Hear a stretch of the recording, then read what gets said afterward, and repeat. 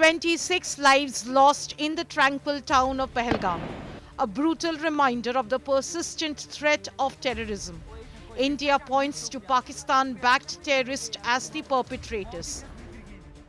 In the wake of the massacre, India launched a diplomatic offensive, urging global powers to recognize and act against Pakistan and its state-sponsored terrorism. Yet just days later, the International Monetary Fund approved a $1 billion loan to Pakistan. This was not all. It was supplemented by a $1.3 billion climate fund, decisions that India perceives as overlooking its grave concerns.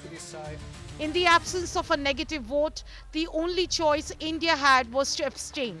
Its opposition to the move, especially in light of the escalated military activity in the past 72 hours, was ignored by the IMF and by the Western world.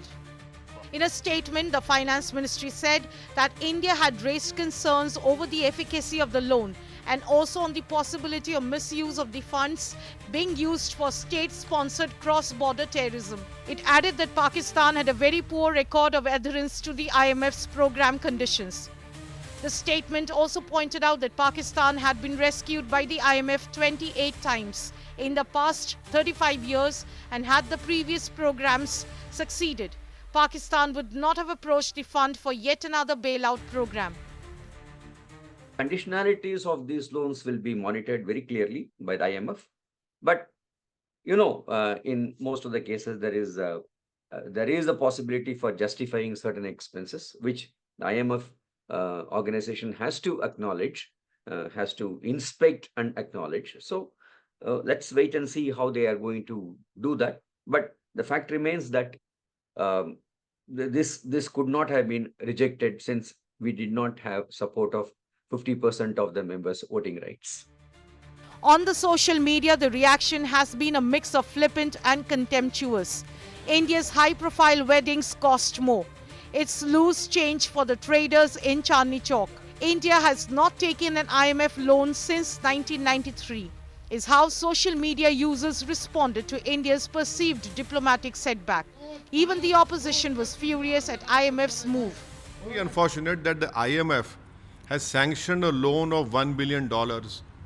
I would call it a loan to the militant organization over there, when they know for a fact that it is Pakistan which is promoting, financing terrorism against India.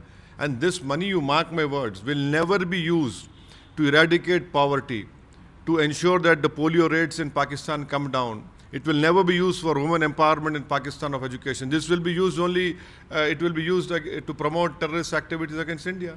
That is most unfortunate.